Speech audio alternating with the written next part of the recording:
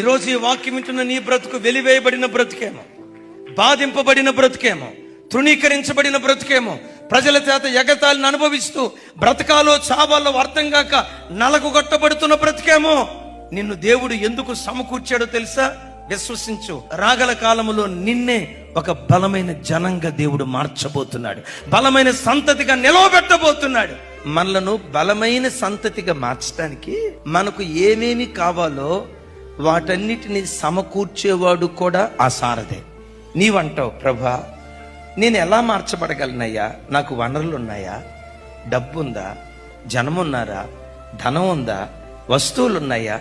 ఎలా నేను మార్చబడతానయ్యా అంటే, విచిత్రం చెప్పమంటారా?